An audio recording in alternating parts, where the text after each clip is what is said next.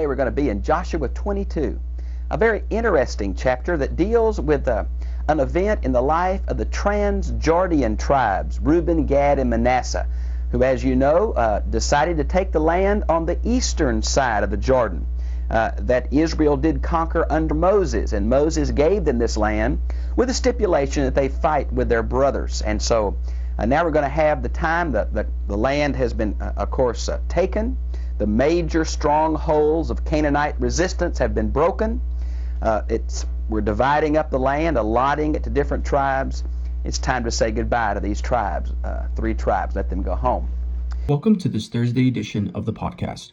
I'm Jose Muniz, and today we're continuing Dr. Bob Utley's Joshua, Fight for Yours sermon series. This teaching is shared freely with believers around the world because of friends who support this ministry. If today's message blesses you, any gift before Friday, April 17th at midnight, no matter the amount, will unlock the full uncut videos of the entire series, including the message you're listening to now, along with Dr. Bob's accompanying commentary. You'll find the link in the description. Now, let's open God's Word together. Now Joshua summoned the Reubenites, the Gadites, and the half-tribe of Manasseh. This chapter kind of breaks down 1 through 8 is Joshua's farewell to them. As you know, chapter 23 is Joshua's farewell to the elders, and 24 is Joshua's farewell to the whole people. But then in verses 9 through 34 is a potential problem that could have resulted in civil war. A very strange thing, and we will see that. Now, when it mentions here summoned, some have said that these tribes stayed this whole time. There may be as much as 14 years involved in Joshua 1 through 12. That's the conquest.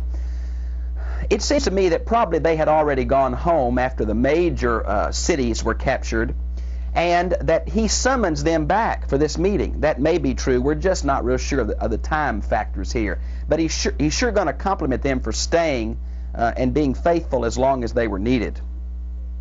Now the Reubenites, of course, are the first son of Jacob, and the half-tribe of Manasseh. That's interesting. There's 2 possibilities for that. As you know, this is one of the sons of Joseph. And Joseph had 2 children, and they inherited equally. Now that means that Joseph was given the inheritance rights of the firstborn, but that the head of the tribe did not go to Joseph. It went to Judah. Now, of course, Reuben and Levi were involved in killing the people at Shechem, and of course Reuben was also involved in taking one of Jacob's concubines, and he was rejected from that. So he is the oldest son, but Manasseh is one of the sons of Joseph. So it can either mean the half-tribe, meaning it took Joseph's place, or, interesting enough, Manasseh has inheritance on both sides of the Jordan. And from the flow of the context, it seems that it means half-tribe, not in the sense of it was half of Joseph's inheritance, but half their brothers were on the other side. If you look at a map, and a map would be very helpful in the back of your Bible on the conquest of Joshua and the way the tribes divided. You can see Manasseh is on both sides. And he said to them, "You have kept all that Moses, the servant of the Lord, commanded you." Now, much of what Moses commanded them is kind of listed in Joshua chapter 3, verses 18 through 20. Notice the word servant of the Lord. That's that honorific title given to Moses that will not be given to Joshua until chapter 24, I believe verse 29, after his death. But they obeyed Moses. And then it says, "You have listened to me." They listened to Moses, they've listened to Joshua. And much of Joshua's words to them followed that of Moses, but it's recorded in Joshua chapter 1, verses 12 through 18. But what's interesting to me is at the bottom part of verse 3 it says, "You have kept the charge of the commandment of the Lord your God." Now, it seems the 3 here are identified as the same. As they listened to Moses, they listened to God. As they obeyed Joshua, they obeyed God. And that seems to be the thrust here of obeying the leaders and what they told them. Now, notice it mentions then in verse 3, "You have not forsaken your brother these many days." Now, there's a prophecy about them going back after this, and that's in Numbers 32:18. This is a Hebrew idiom for a long period of time. It may refer to the full time of some 14 years, plus or minus several years, or it may mean that after the major battles were through, they had gone home and now they were summoned to return. We just can't be sure. Notice verse 4 then. "And now the Lord your God has given you rest, has given rest to your brothers." Now this rest goes back, of course, to Joshua 1, where he said, "You've got to stay and fight until your brothers have rest as you do." So rest implies the settling of the Promised Land. It's very interesting, the New Testament, the end of Hebrews chapter 3 and all of chapter 4 use the word rest in three distinct ways. The Sabbath day rest of creation, the Promised Land rest referred to here, and heaven. And if you don't make a distinction between those different kinds of rest in the Bible, you're going to misinterpret large amounts of Scripture. Here it's obviously the Promised Land.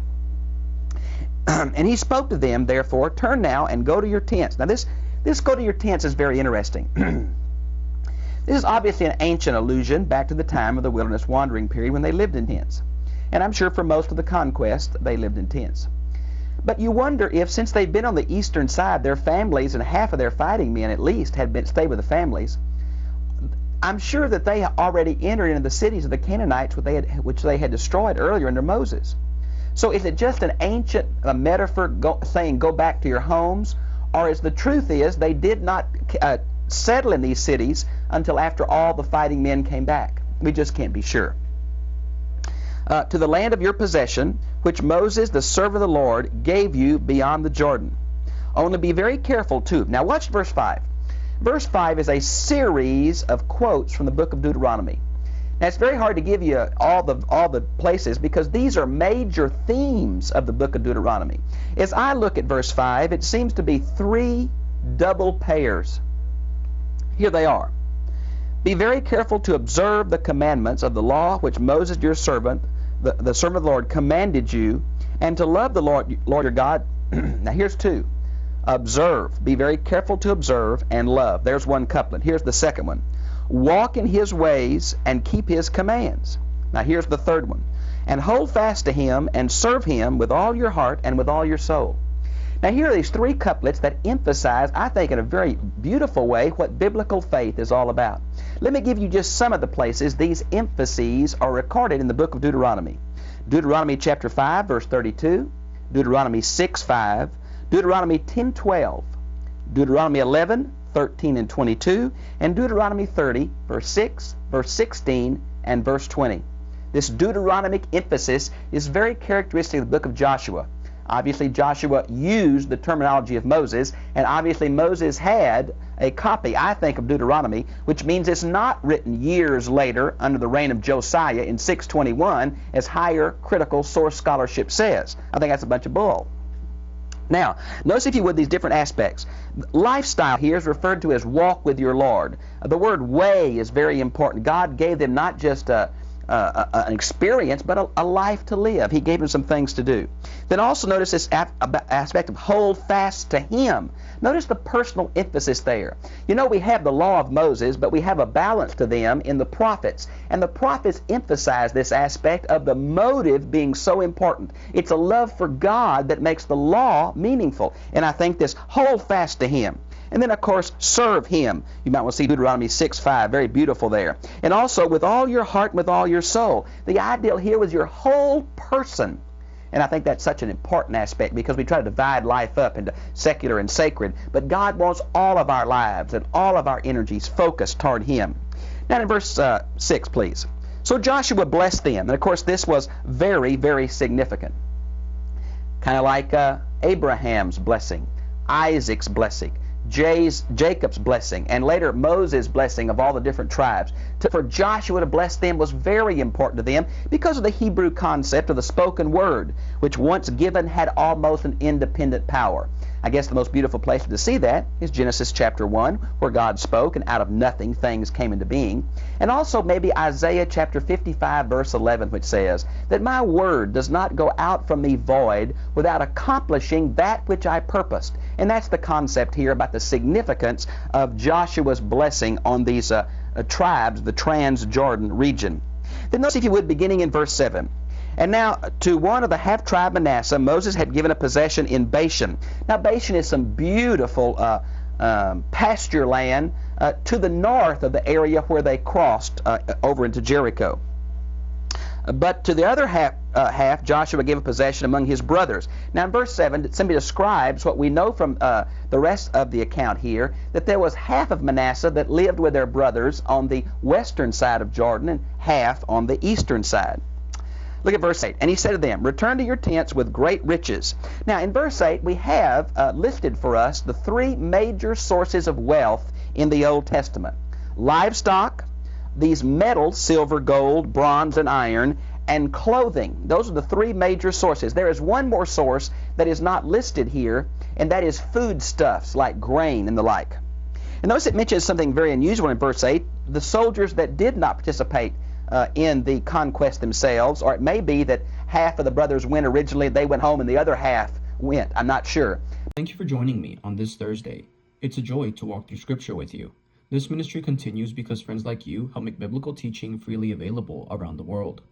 If today's message ministered to you, remember that any gift before Friday, April 17th at midnight unlocks the complete, uncut Joshua Fight for Yours sermon series, the full video of today's message, and Dr. Bob Utley's commentary to study alongside it. The link is in the description. Until next time, may the Lord bless you and keep you.